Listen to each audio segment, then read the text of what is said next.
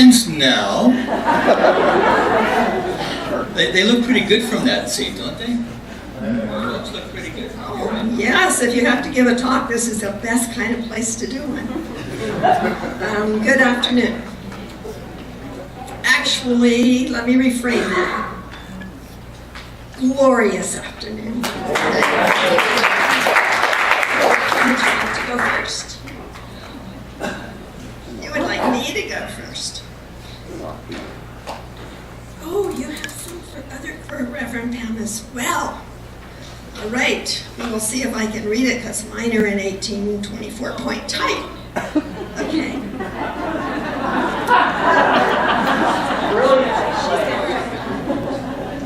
All right, so this is for Reverend Pam.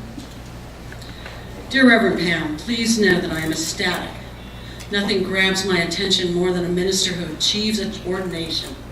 This dedication, vision, and spiritual discipline that it takes to accomplish what you have done is monumental. The world owes you a congratulations.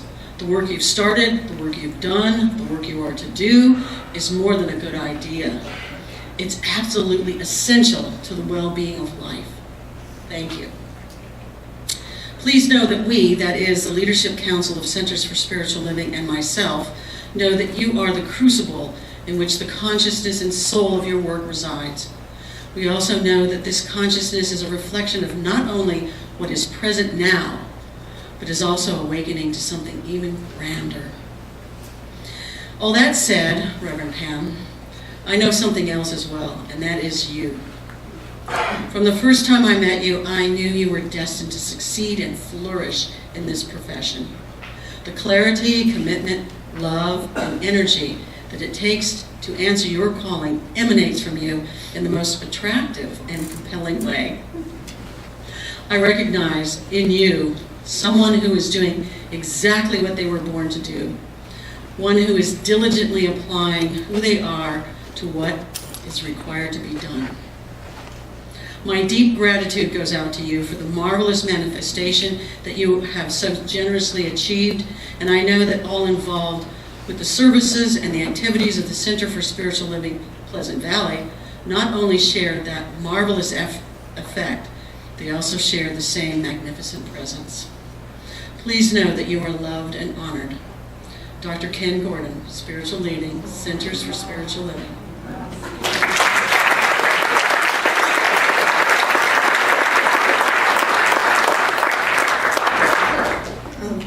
My first message to read is from a minister that I think every one of you will know. And he had expected to be here today. He had a plan. God laughed. So yesterday afternoon we received this email from Dr. Dennis Merritt Jones for Rev Pam. To my surprise it says, to Rev Pammy. Today is a day that has been long in coming. I remember all those class nights when this day wasn't even on the radar so many years ago. The only light most of the students in the ministerial class saw at the end of the tunnel was a slow-moving freight train coming straight at them. Smile, it says. But you persevered and stayed true to your vision, and at the end of the day, that is why you are being honored today with ordination. God called, and you answered, and that is a wonderful, O-N-E, wonderful blessing to us all. I am unable to be with you today because of some last-minute unexpected family business, but know I am there with you in spirit, cheering you on, just as I know your beautiful Rev Patrick is as well. I celebrate his graduation to the station of Ordained Minister of Religious Science, along with yours, and the other blessed souls receiving their ordination today as well. Know you are blessed and loved beyond measure. Peace, Dr. Dennis.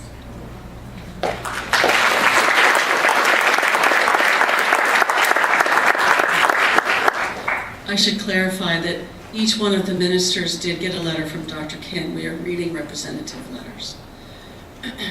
So, this one is from Dr. Mark Vieira, senior minister at the North Hollywood Church of Religious Science, and from Reverend Mark Ponce, assistant minister at the North Hollywood Center for Church of Religious Science. Please convey our congratulations to Reverend Jeanne Hoffman, Reverend Betsy Haas, Dr. Pam Geagan, and Reverend Wesley Kramer on their ordination. This is certainly a high point in each one's calling in the ministry.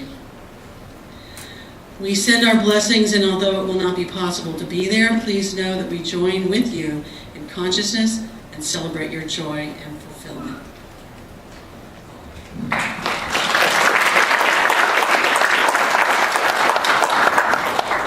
This next letter is from Dr. James Lockhart for Rev Pam. I did not hear his name. Is he here? Oh, there he is. Wonderful. I thought we had another laughing God there for a minute. Dear Rev Pam, what great joy and excitement for you and the congregation at CSL Pleasant Valley. Rev Pam, by your ordination, you have demonstrated the principles of science of mind. As you move forward into this journey of ministry, I know that you shall continue to inspire and guide everyone that you encounter into a greater expression of spirit. I offer you and the congregation my congratulations and know that you are moving forward in love and wisdom, making a difference within your spiritual community at large. I look forward to celebrating with you on the 23rd. Love and light, Dr. Jim.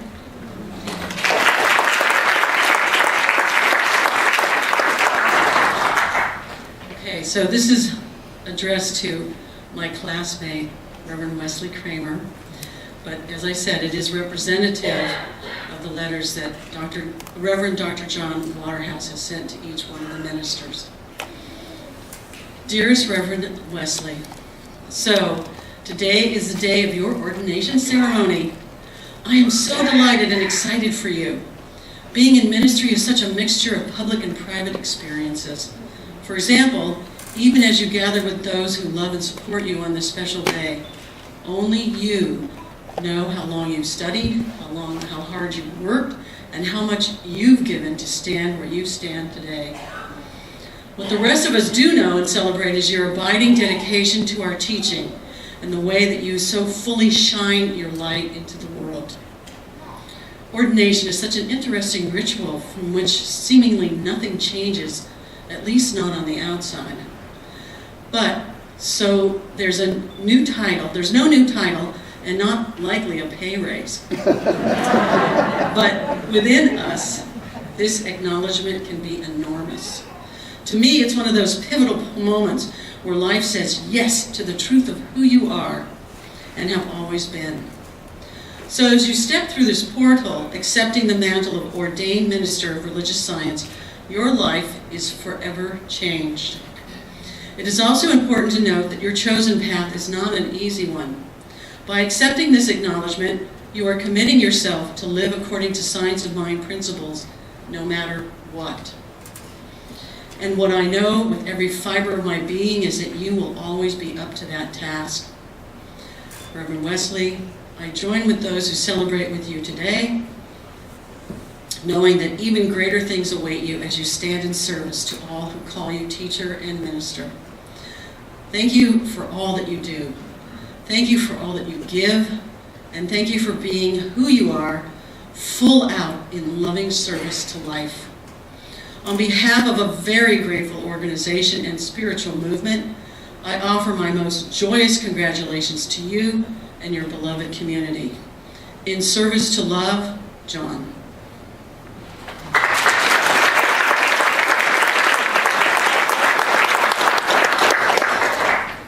This next letter from Rev Pam is from a minister in Las Vegas, one who is very, very special to our center.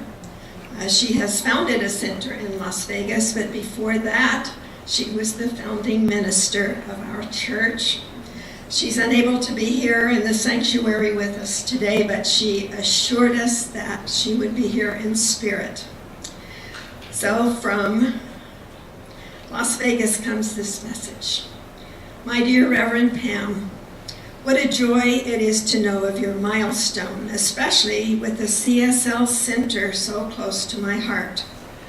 I must tell you, I have thought of you as already ordained for a long time.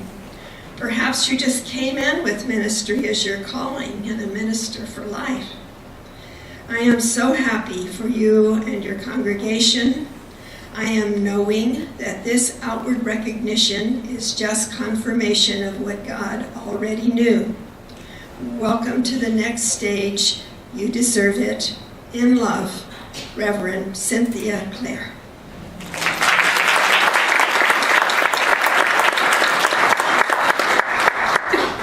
And I'm going to take a little liberty here because I have a message for Rev Pam, and it's very hard to have her sitting still and quiet for long enough to listen.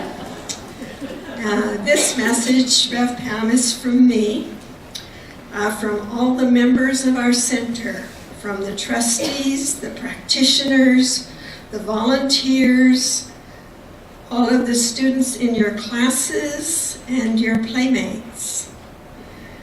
And we just celebrate so joyous with you today and salute you and honor you. And we feel your love for us. And we want you to know that we love you. And we know that you stand with us through thick and thin. And we want you to know that we stand with you. And you are the wind beneath our wings. And we want you to know that we strive to be the wind in your wings too. Thank you.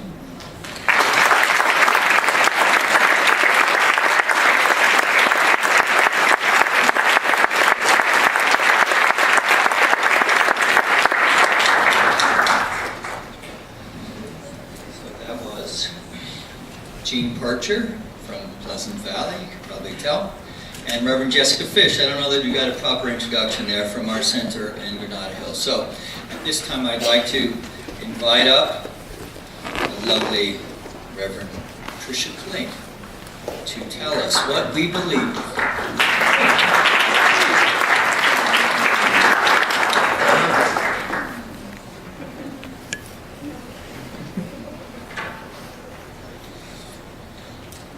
Good afternoon. I'm going to read the principles of religious science, what we believe. We believe in God, the living Spirit Almighty, one indestructible, absolute, and self-existence cause. This one manifests itself in and through all creation, but it's not absorbed by its creation. The manifest universe is the body of God. It is the logical and necessary outcome of the infinite self-knowingness of God. We believe in the incarnation of the Spirit in humankind, and that all people are incarnations of the one Spirit. We believe in the eternality, the immortality, and the continuity of the individual soul forever and ever expanding.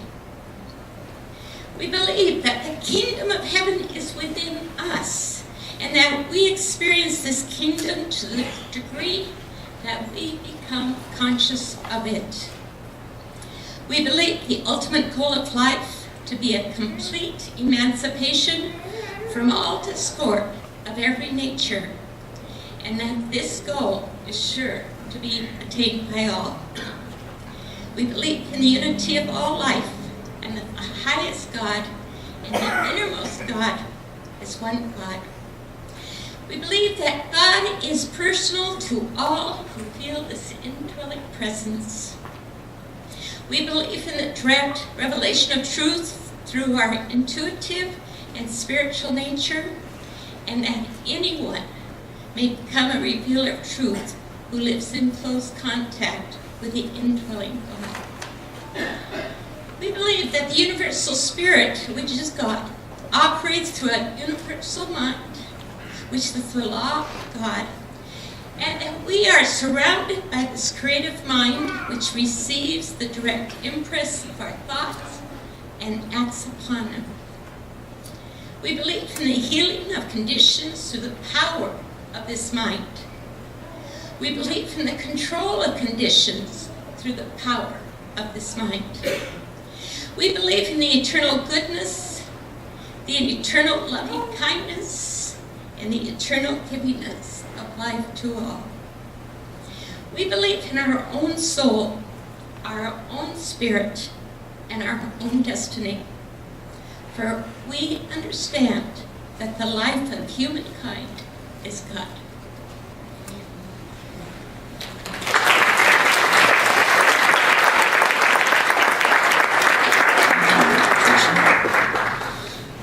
So, as Jerry Wright, he makes his way up to the podium. He's going to read a poem for us. Yes? Yes. No more penance for now. I